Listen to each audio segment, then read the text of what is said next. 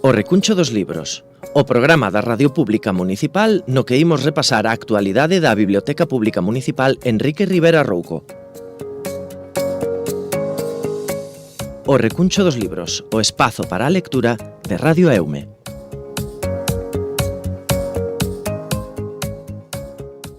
Pois segunda semana na que temos a oportunidade de falar de literatura, chega a nova edición do Recuncho, neste caso dos libros, o noso Recuncho lector, e da man, como sempre, toda unha especialista na materia, como é a nosa bibliotecaria Anabel Alonso. Moi boas, Anabel. Hola, boas. Segundo programa deste 2026 do Recuncho dos libros. Por certo, non sei se os Reis Magos se acordan de ti para regalarche libros nesta ocasión, porque ten que ser moi complicado regalarche a ti, neste caso, un título. Pois sí que me regalan libros, teño un amigo especialmente que me regala moitos libros e sempre me regala cousas que non coñezo e que logo a partir de aí son superfan, o sea que me conoce ben, que me regala libros que me prestan moito.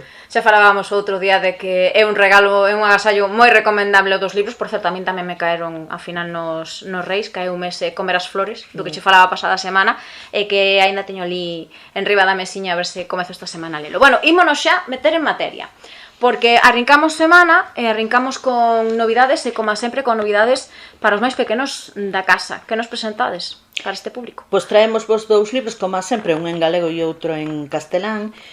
O de castelán repetimos a autora, que xa faláramos o programa anterior de Miriam Tirado, sí. Pero nesta ocasión é un libro para pequenos, se titula El miedo en el bolsillo, e digamos que está pensado para axudarlle aos pais e as nais a axudarlle aos nenos a enfrontar o medo, ¿no? A enfrontar o medo. Entonces, bueno, conta a historia dunha fada que é a fada do medo e que ten que se fai dano e que necesita a axuda dunha persoa que ten que superar, digamos, os seus medos para axudala, ¿no? E digamos que propón unha serie dentro desa historia ficcionada, propón unha maneira como de enfrontar os medos, ¿no? Xa faláramos que Miriam Tirado é unha autora que traballa con pais e con nais para axudarlle a xestionar os problemas dos rapaces e axudarlles psicolóxicamente e entonces, bueno, me parecía que era unha cousa moi interesante porque sobre todo hai unha edad aí de nenos pequenos que moitas veces os terrores nocturnos, os medos son moi difíciles de superar. Este tipo de libros, perdón que te interrumpa, este tipo de libros de Miriam Tirado, por exemplo, falabas agora de ser miedo en el bolsillo, do fío invisible do que falamos outro día, de Goa, das historias e demais. É máis iniciativa dos propios pais leválos para a casa ou sae dos pequenos? Bueno, as dúas cousas. Quizá os de Goa, por exemplo, son un éxito dos que falábamos na semana pasada, son un éxito entre os rapaces así preadolescentes. E estes álbumes son uns álbumes moi bonitos estéticamente. Este mismo ten ilustracións de Joan Turú e é moi bonito estéticamente. Todos os nenos tamén se lles vai a man a eles. E a maiores, digamos que teñen esta cousa de que poden servir de ferramenta para afrontar diferentes temas que son ao mellor un pouco peliagudos, un pouco complicados de tratar cos cativos. E que oferta nos chega para os máis pequenos, pero en galego? Pois en esta ocasión en galego traigo vos algo que non é moi habitual, que é unha obra de teatro.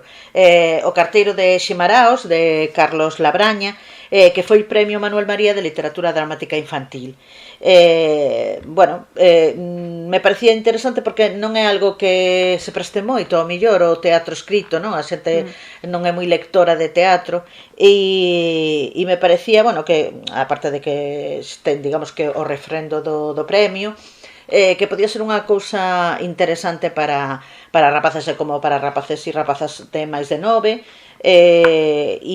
Bueno, creo que pode ser interesante. Digamos que é a historia do carteiro da vila de Ximiraos e que xa está a piques de xubilarse e resulta que empeza, digamos, a ter problemas de memoria, ¿no? E entón afronta ese tema. E me parece que, bueno, incluso ao mellor estaría guai que alguén se animase e fixese unha obra de teatro no cole ou algo así, tendo en conta, eu que recordo que cando era pequena esas cousas me prestaban moito e facíamos a veces teatro no cole, non? Sí, que nas escolas eu acórdome no instituto que había incluso grupo de teatro e demais. Sí, e estaría interesante, a verdad. E, bueno, a ver, eso, que además ten o premio este de literatura dramática infantil, o Manuel María, que ten bastante prestixio e me parecía Sí, porque además é un autor que tamén traballa o xeno do teatro, pero para adultos, non? Sí, Ten tamén así nas súas Sí. obras ten. Eu botando así unha ollada o que é a súa historia e demais, tamén ten premios. Falabas do Manuel María, pero tamén ten Barriga Beirda, ten recoñecementos da Fundación das GAE. A verdade é que as súas costas ten este Labraña moito galardón. Sí, que é unha obra que eu creo que pode resultar moi interesante. E dos máis pequenos, aos que xa temos outra idade un poquinho máis avanzada, non? Porque tamén temos propostas interesantes. Pois en esta ocasión traigo vos tamén dúas propostas, dous libros. Un primeiro libro en castelán que é un libro de materia, Historia del dibujo e la ilustración, de Carlos Cupeiro.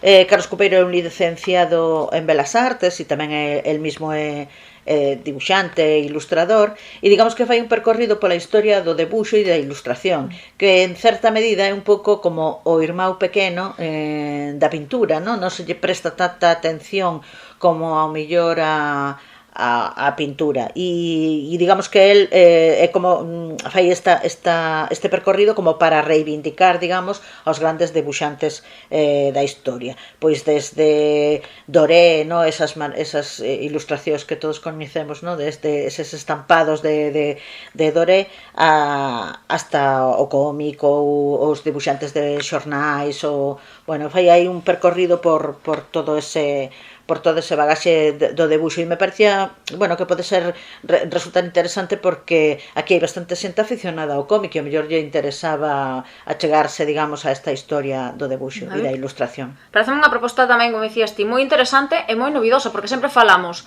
de novelas, de historias deste tipo, incluso de teatro, de cómic e demais, pero non de publicacións iso que afondan nunha historia dunha materia como é a ilustración. E, por exemplo, neste mes de xaneiro, que además se celebra o Día da Ilustración, que este ano se lle dedica a Siro, un ilustrador de xornais e de cómic e tal, e que tenemos tamén un centro de interés dedicado a este ilustrador na biblioteca. Entonces, me parecía que viña bastante acaído pararnos un momento no debuxo e na ilustración. Eu recordo tamén unha visita que tivemos aquí nas Pontes, que foi cando veu Luís Davila, cando fixo todos eses murais, a verdade, simplemente a presentación do seu libro e todas as actividades que desenvolvía ao seu redor, a verdade que foron fantásticas e maravillosas. Ímolo deixar aí, por se algún día volve, non? A ver se hai sorte volvemos poder disfrutar del. E botándonos moito máis atrás, porque eu son unha señora maior, botándonos moito máis atrás, eu me acordo unha vez que veu Xan López Domínguez, un ilustrador moi coñecido que publica, que tiña moitísimas cousas de infantil, que fixo durante moitos anos as campañas de animación á lectura da Xunta de Galicia, e fixéramos un mural xusto aquí na biblioteca, no donde hoxe está a biblioteca, nesta parede que dá ao parque, ao lado de donde antes estaba o local de adiante, que era o xigante e a lúa, e era un xigante coa chimenea, e el fixera, digamos, que o contorno, e logo os nenos e as nenas pintaran con el antes de as Pontes en Pezas, xa estábamos nós aí deixando un pouquiño de mural pintado aí. Pois non estaría mal volver a reeditar este tipo de actividades. Aí o deixamos por se dende a Concellería de Cultura nos escoitan, quen sabe. Nunca se sabe, mellor é unha boa idea. A verdade que aquelo estuvera moi interesante, estuvera moi ben. Porque además nese momento aqueles personaxes eran moi coñecidos, e eses nenos que participaron nesa actividade pintando con el o mural o pasaron moi ben e estuvera moi interesante. Cambiamos de xénero, porque para adultos en galego, para adultos en galego temos un libro de ciencia ficción, un libro de fantasía, máis que de ciencia ficción, de fantasía, Gardas, de Terry Pratchett. Terry Pratchett é un autor que ideou, digamos, que un mundo fantástico, o mundo do mundo disco. Tiñamos un libro anterior del, A Corda Maxia, que foi como o primeiro libro de mundo disco, e agora temos esta novidade, Gardas, que se desenvolve nese escenario, no? do mundo disco. É é un autor de fama internacional na novela fantástica, que incluso creo que lle concederon o Sir da Reina de Inglaterra, ¿no? O rollo de Sir pola súa publicación de libros de fantasía. E é un xénero que tampouco falamos moitas veces del, o sea que sí que falamos moitas veces de novela negra, de novela romántica e tal, pero a mellor non tanto de novela fantástica, que tamén é un xénero que ahora está bastante de moda, con todo o éxito dos Blackwater e todas estas cousas e tamén dos de Sanderson e me parecía que a mellor podía ser unha boa recomendación. Hai moito xénero de novela fantástica aquí na biblioteca? Non ao mellor tanto como podemos ter novela negra ou novela romántica ou novela histórica, pero sí que hai unha boa representación, digamos, da novela fantástica. Hai xente que pensa que este tipo de, que é a novela fantástica que está moi, como dicilo así, moi encasillado, pero moi dirixida á xuventude. Sí que creo que hai como unha especie de prexuicio de que é unha literatura xuvenil, non? Pero non o creo, sinceramente, a verdad. Quizá pola propia edición dos libros, a maneira na que se presentan, que veñen con ilustracións moitas veces, e todo eso ao mellor fai que o público adulto teña un prexuicio con estes libros, pero ao mesmo tempo logo cando os levan sí que lles prestan. Estou pensando, por exemplo, ainda hai pouco dunha usuaria que ven moi a menudo á biblioteca, que levou un libro de Úrsula Le Guin e que lle encantou, e é un libro que está publicado originalmente para a literatura juvenil. Digamos que hai estes clásicos de literatura fantástica que cando te chegas a eles que son alta literatura, e entonces da igual o público que estén dirixidos. Prexudos aparte, martes de cómic. Imos ter para os martes de cómic. Pois mira, traigo vos para o martes de cómic. Non hai a Cidades en Maxia, que é un cómic de infantil que foi premio de banda deseñada ao Garaxe Hermético e dunha cativa supernova. Angie Roa, que naceu no ano 2000 en Mos, estuvo traballando, é unha rapaza que traballou dentro deste obradoiro do Garaxe Hermético, que é unha especie de escola de banda deseñada que hai en Vigo, creo, e digamos que este é o seu primeiro traballo, que se presentou ao premio do Garaxe Hermético e gañou. Me parece que pode ser, temos un momento de bastante éxito na biblioteca do cómic ahora mismo, e este tipo de cómic además que está inspirado no manga xaponés, e entón que realmente que lle está gustando moito aos adolescentes e aos preadolescentes. Ademais é unha novela que saía, é un cómic que saía ben pouquiño, falamos do mes de maio do ano pasado, está tendo boa acollida. Está recién chegado á biblioteca e me parece interesante. Deixamos o mundo do cómic. Falamos de patrimonio, a proposta que nos chega esta semana na biblioteca, en que consiste? Sí, esta é unha sección que non hai moito que iniciamos do noso patrimonio, digamos que intentamos recomendar algún espazo de Galicia que seña patrimonio cultural ou patrimonio da humanidade, o patrimonio natural, e poñendo en relación con algún libro que temos na biblioteca. Neste caso, o que vamos a recomendar é a Zona Bella da cidade de Vigo, que é patrimonio. E, claro, supoño que esta época é unha época de que a xente visita Vigo por as luces de Nadal, ainda que ahora deben de estar xa a punto de sacalas, me imagino.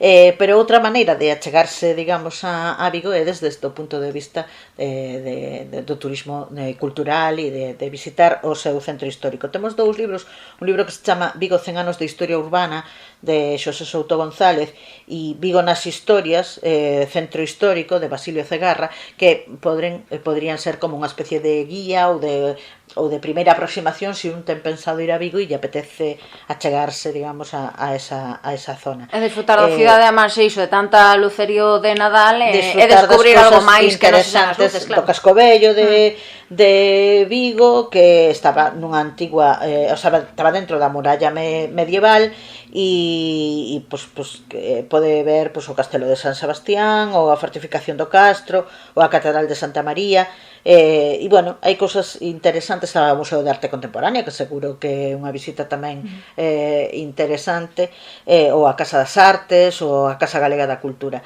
Entonces, achegarse a Vigo desde outro punto de vista, ¿no?, para disfrutar dese espacio histórico, de monumentos históricos, que está declarado pola Xunta Patrimonio Cultural. E se falamos de poesía, o mércores de Entreversos hai que botar unha ollada a unha antoloxía poética, porque escolliche esta semana a Francisco Brines. Sí, escollín a un clásico da poesía en español, Francisco Brines, que formou parte do grupo dos anos 50 con José Ángel Valente ou con Claudio Rodríguez, e temos esta antoloxía de poemas que se chama Ensayo dunha despedida, que me parecía bastante interesante.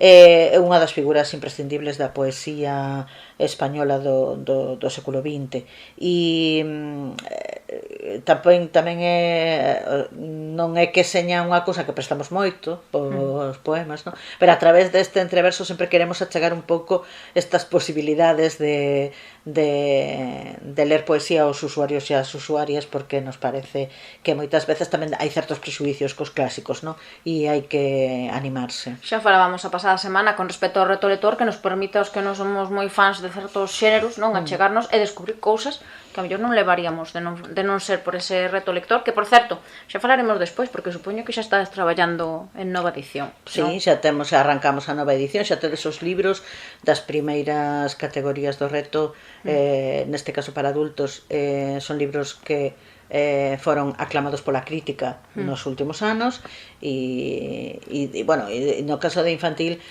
non facemos como no público adulto, que temos cada mes un tema, sino que xa os temos todos, porque hai rapaces que acaban o reto en un par de meses, o sea, sí. Entonces xa para que poidan levar todos, xa temos a disposición dos usuarios e das usuarias os estantes do reto na sala infantil cos diferentes categorías. Hai novidades para este ano? Porque ano pasado incluíchedes esa opción de ese bonus de entradas de cine. Repetimos o bonus de entrada de cine, que tuvo moito éxito o ano pasado e gustou un montón, e entonces vamos a volver a repetir o bonus, esa categoría 13, digamos, na que quen a cumpla, digamos, pode ter 2 entradas para o cine. Pois falamos de cine, e a mí encantame esta sección, porque os xoves de libro e peli é a miña favorita, non podo evitar. Bueno, neste caso tamén traemos algo un pouco especial, que non é, digamos, que unha adaptación, sino un documental sobre un poeta. Se chama Lorca en La Habana, é un documental que conta a historia que conta a visita de Lorca a Cuba despois de estar en Estados Unidos. Iba inicialmente para facer un par de encontros literarios e non sei que, e finalmente se quedou 3 ou 4 meses maravillado pola illa de Cuba, ¿no? E fala un pouco da influencia tanto de Cuba en Lorca como de Lorca en Cuba, o sea, de como todavía hai moitas cousas en Cuba que renden homenaxe ao poeta español, ¿no? E ao revés tamén, como o que el viviu ali influiu despois na poesía que escribiu cando volveu. É un documental relativamente novo, creo que é do ano 2024, que podemos ver en Filmin, os que teñan a suscripción, e que estuvo no Festival de Málaga, creo que non sei se o ano pasado ou anterior. Perdona, sí, dime. Nada, iba a preguntarse, con respecto a escritores como pode ser Lorca, Machado e demais, aquí na biblioteca notades que a xente se interesa por ese tipo de libros, ou ser clásicos que por riba che obrigan a ler na escola, pois quedan un poquinho máis apartados. Quedan un pouco máis apartados, eu creo. A mellor Lorca é un caso especial, porque sí que ten como moita... Non é solamente a cuestión puramente literaria, sino en todo o que rodea a Lorca ten moito predicamento entre a xente, non? E é moi interesante. Pero sí que, o que comentamos moitas veces neste programa, que a veces os clásicos nos dan pereza, e que despois, cando resulta que nos achegamos a eses textos, nos encantan. pero que a veces como os damos, é como que sabemos tantas cousas que o damos por xa finiquitado, e ao mellor nunca limos atentamente ou nunca limos textos deses autores que todos coñecedos, que sabemos cousas da súa vida, que sabemos que libros escribiron e que non sei que, pero que ao mellor nunca limos. Ou que limos dun xeito diferente, por obligación e buscando... Claro, exactamente, ou que limos porque tiñamos que lelo para un examen, ou porque... E que buscábamos iso, cousas moi concretas. Eu, por exemplo, agora venme á cabeza La Colmena. Claro. Que me pareceu, cando tiven que ler para COU, un horror, en cambio, despois volvín a ler... Claro, e xa cando lees por placer, sí, é diferente. Hai a postura, digamos, diante deso é totalmente diferente. É como cando estudias sin ninguna presión e non te importan os resultados dos exámenes, cando estudias e tes que, digamos, que conseguir unha serie de resultados, ¿no? Entonces, sí, eu creo que a veces eso, por eso sempre estamos traendo a este programa clásicos, porque hai que animarse e revisitar esos clásicos. Falábamos desde xoves de libro e peli, pero claro, tamén volven os xoves na Biblio. Despois deste intenso Nadal, o que fixechedes moitísimas cousas, tivemos moitas presentacións de libros, sobre todo de autores locais e autoras locais, tivemos moitas actividades vencelladas cos xoves na Biblio, pero agora volvemos á rutina. Sí, volvemos ao de sempre e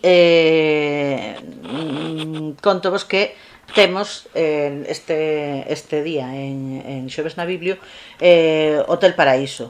É unha obra para rapaces e rapazas de máis de 4, será na Casa do Peso como 6 da tarde, normal, sí, 6 da tarde.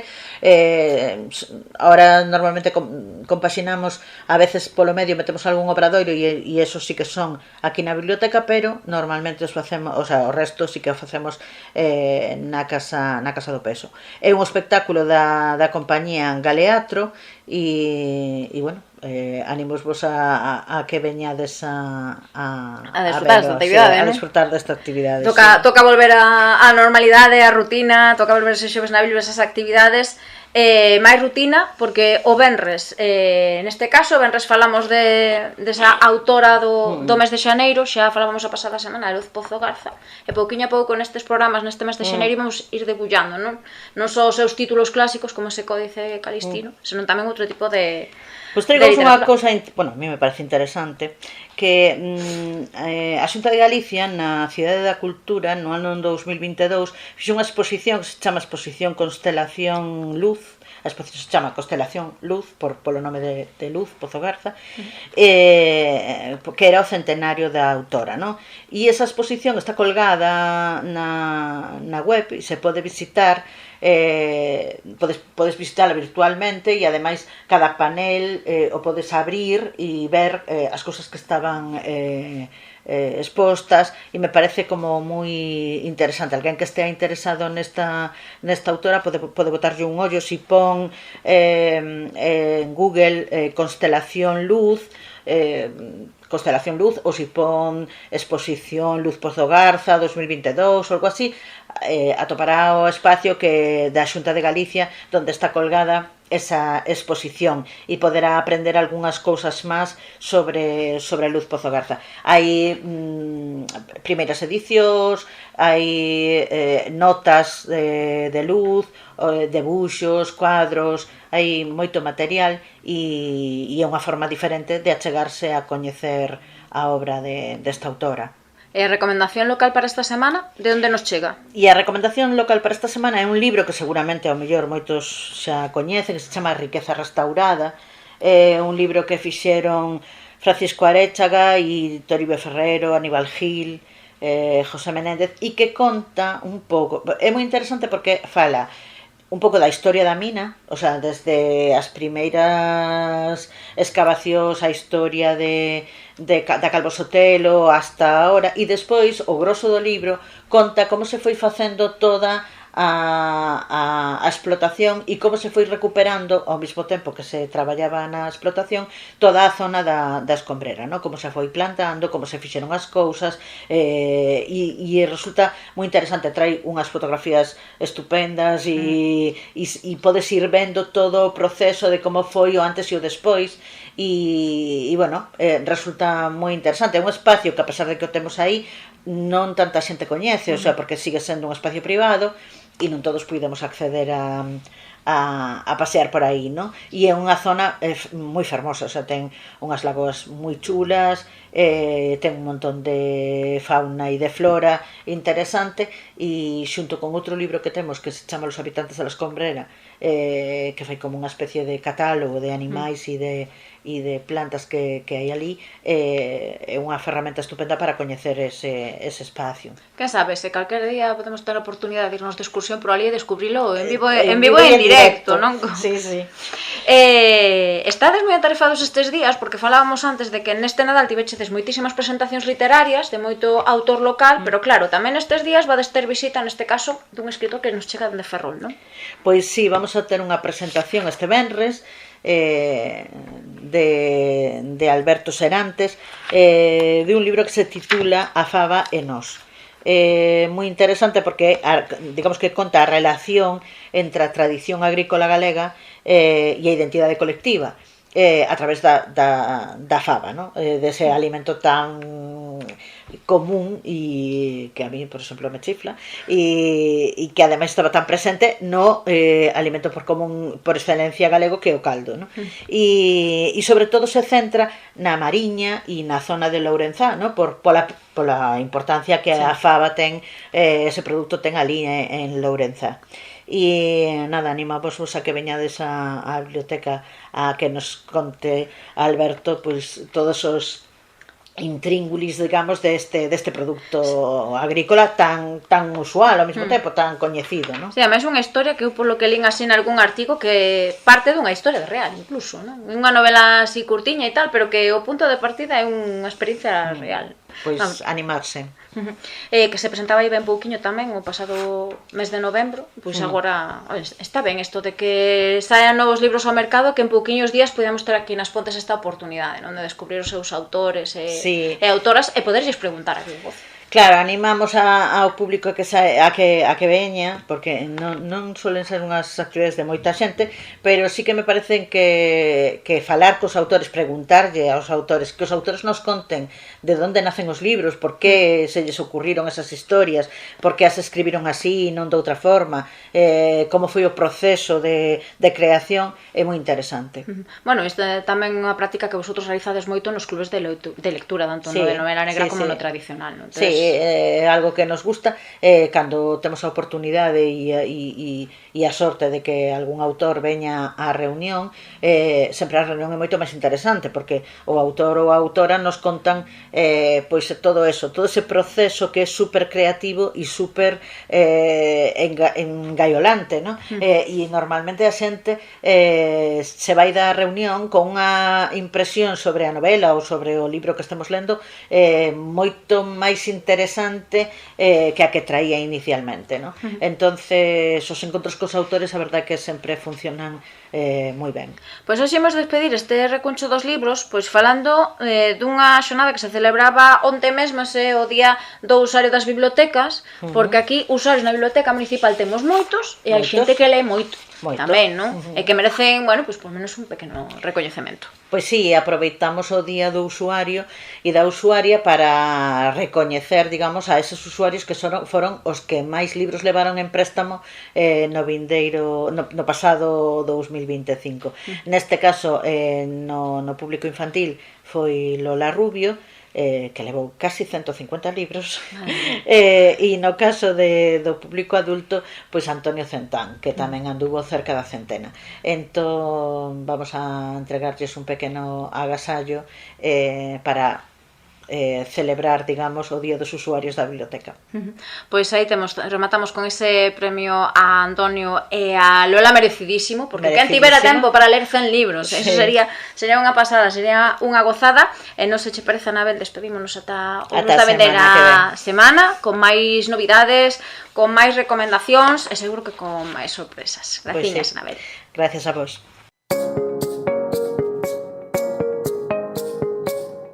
Pois isto foi todo no recuncho dos libros de hoxe. Nos volvemos a vindeira semana con máis novidades e actualidade da Biblioteca Pública Municipal Enrique Rivera Rouco. Que teñan unha moi boa semana e lembren que, como dirían os da Ría, hai que ler, inda que sexa sempre o mesmo libro.